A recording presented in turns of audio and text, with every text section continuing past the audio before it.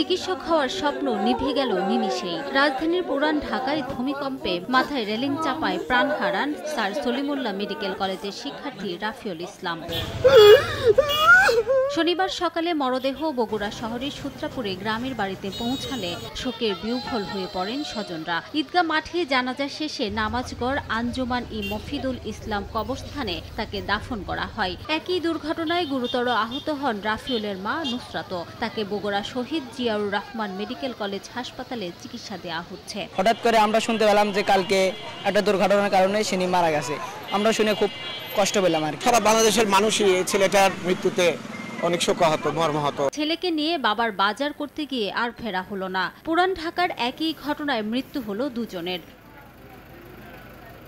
রাজধানীর পুরান ঢাকায় ভূমিকম্পে নিহত বাবা ব্যবসায়ী আব্দুর রহিম ও ছেলে রিমনের মরদেহ শনিবার সকালে পৌঁছায় গ্রামের বাড়ি লক্ষ্মীপুর সদরে। এ সময় এক হৃদয় বিদারক পরিবেশের সৃষ্টি হয়। আজ সুন্নাহ মাদ্রাসা ও মসজিদ কমপ্লেক্স মাঠে নিহতদের জানাজা অনুষ্ঠিত হয়। এরপর পারিবারিক কবরস্থানে দাফন করা হয় তাদের।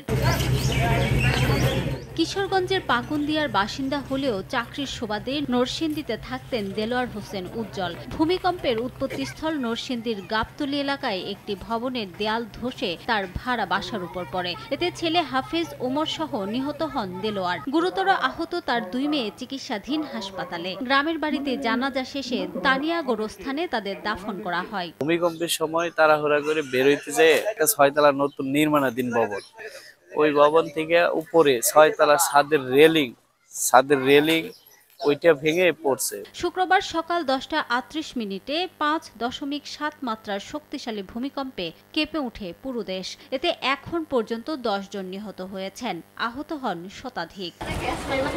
রিমু সিদ্দিক, সময় সংবাদ।